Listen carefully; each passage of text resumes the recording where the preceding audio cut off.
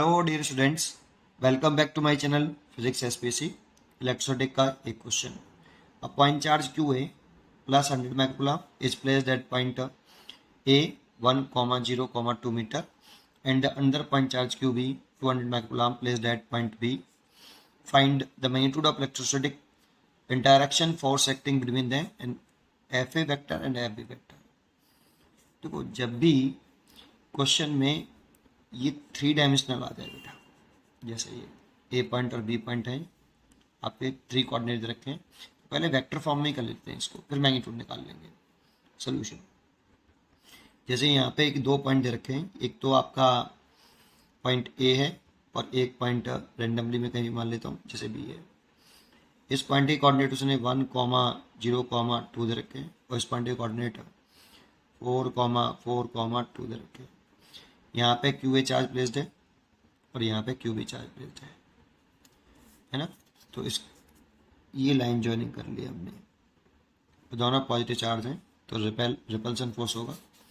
ठीक है, अच्छा, इसे वेक्टर फॉर्म में फॉर्मूला क्या होता है इसका, इलेक्ट्रोस्टैटिक फोर्स का, F vector equal to 1/4πε0 Q1 Q2 over R vector के मॉडुलस का क्यूब और आर वेक्टर। ये फॉर्मूला हमें याद होना चाहिए, वेक्टर फॉर्मूला।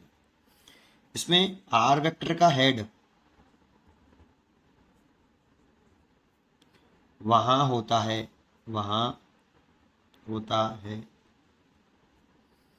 जिस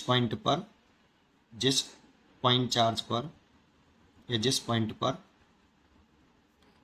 फोर्स निकालना होता है। एक दूसरा, जब भी आपको यूज करो इसको, तो Q1 Q2 with sign, Q1 and Q2 को आप विद साइन लिखिए। ये 2 कंसेप्ट हैं इस फॉर्मूले को यूज करते समय। अब देखो, जैसे मैं सपोज कर लो कि मैं एफ बी वेक्टर निकाल लो,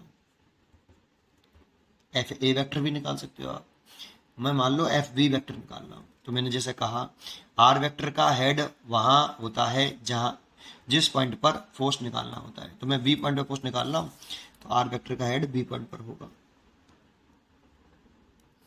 ये आर वेक्टर हो गया, दोनों चार्ज को ज्वाइन करने वाला है ना, आर वेक्टर। अब ये जो आर वेक्टर है वो दोनों चार्ज के बीच की शॉर्टेस्ट सेक्शन होती है।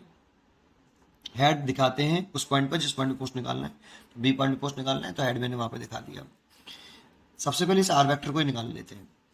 तो आर वेक्टर इक्वल टू कैसे निकालें, तो देखो, हेड इसको माना है, तो इसके में से इसको घटा दो, पोजीशन वेक्टर इसके में से इसका पोजीशन वेक्टर सब्ट्रैक्ट कर दो। तो position vector at point B minus position vector at point A. मैं तो सीधे घटा देता हूँ, देखो कैसे। आर वेक्टर इक्वल टू 4 है और ये 1 है, तो 4i में से एक i घटा दो, कितना हो गया 3i। 4j में से 0 घटाएंगे, ये x हो गया, तो इसे i वाला, ये y और ये j। ठीक है, तो 4i में से एक i घटाया 3i आया। 4j में से 0j घटाया तो प्लस के 4j आया। 2k में से 2k घटाएंगे तो 0 आएगा, तो 0 आ गया, वो छोड़ दिया 0। ठीक है, तो आर वेक्टर का जो वैल्यू आ गई वो इतनी आ गई। तो आर वेक्टर का अगर मैं मैग्नीट्यूड निकाल लूँ, तो रूट के अंदर 3 का स्क्वायर 9 और 4 का स्क्वायर 16, रूट के अंदर 25, दैट मीन्स 5 मीटर। देखो, आर वेक्टर का मैग्नीट्यूड भी निकल आया है। अब एफ बी लिखें तो के Q1 Q2, यहाँ के की वैल्यू प्रोपोर्शनलिटी कांस्टेंट है और इसकी वैल्यू 1/4πε0। अभी के लिख लेता हूँ मैं, Q1 Q2 upon R vector के मॉडुलस का Q इंटू आर वेक्टर। ये वैल्यू पुट कर दो, एफ बी वेक्टर निकल आएगा बेटा यहाँ से। के की वैल्यू, क्योंकि हमें क्वेश्चन में सबकी वैल्यू गिवन है, इसलिए के की वैल्यू भी पुट कर दें। के की वैल्यू होती है आपकी, थोड़ा सा यहाँ लिखूँ है ना, थोड़ा सा स्पेस मिल जाएगा, 9 × 10⁹ 9। Q1 की वैल्यू 100 माइक्रोकूलम, तो Q1 की वैल्यू पुट करें तो 100 × 10⁻⁻6।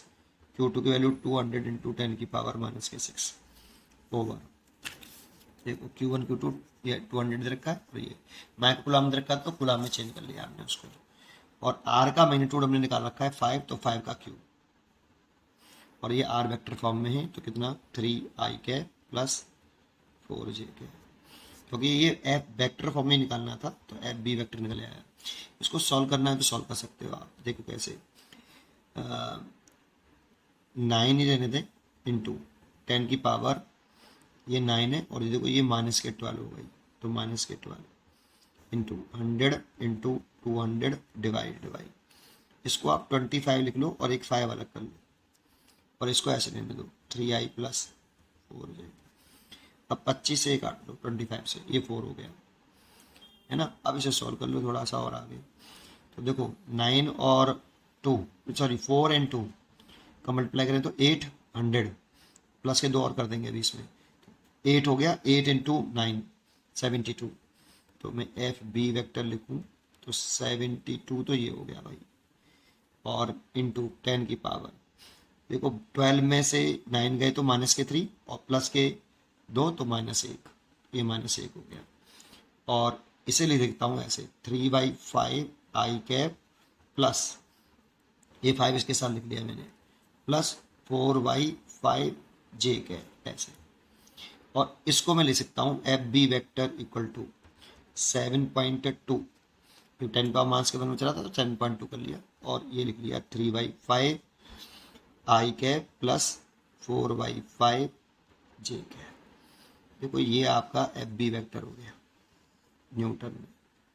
ऐसे अगर मेरे को एफ ए वैक्टर निकालना है तो उसे निकालने की जरूरत नहीं है, क्योंकि ये एक्शन एक्शन पेयर होते हैं, तो ये मैग्नीट्यूड में तो सेम होते हैं बट डायरेक्शन में अपोजिट होते हैं, इसीलिए आप एफ ए वैक्टर ले सकते हो कितना, माइनस का एफ बी वैक्टर।